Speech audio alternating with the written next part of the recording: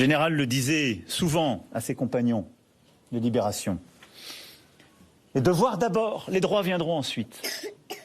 Il n'y a aucune nation qui tienne si chacun demande ses droits avant de savoir quel devoir il a à l'égard de la nation. Aucune nation ne tient.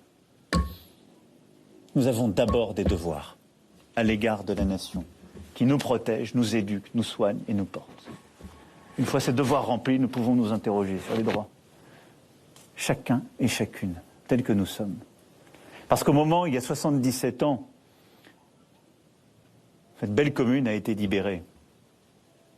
Celles et ceux qui sont tombés ne se sont pas posé la question de leurs droits. Ils n'en avaient plus.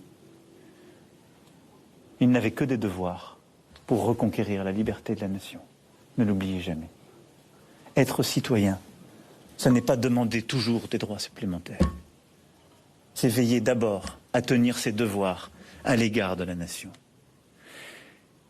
Et ces femmes et ces hommes avaient une soif de liberté qui les dépassait. J'aime la liberté. Nous tous, Françaises et Français, nous aimons la liberté. Elle est dans notre devise, nous y sommes attachés. Mais notre liberté est une liberté fraternelle. Ils voulaient retrouver la liberté pour eux-mêmes, bien sûr, mais aussi pour leurs compatriotes, pour leur pays, pour leurs enfants, pour leurs générations à venir, pour nous tous. Et les circonstances d'aujourd'hui, comme celles d'hier, nous enseignent une chose avant tout. C'est que notre destin est d'abord une histoire collective, où rien n'est possible sans la contribution de tous.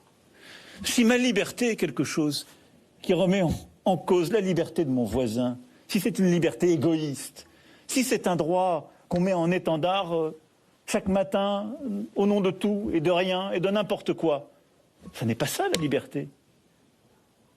La liberté n'existe au sein d'une nation qu'en tant qu'elle tient et respecte la liberté de tous, qu'elle permet de protéger le collectif de la nation. Cette liberté est toujours en même temps fraternelle. Elle est citoyenne.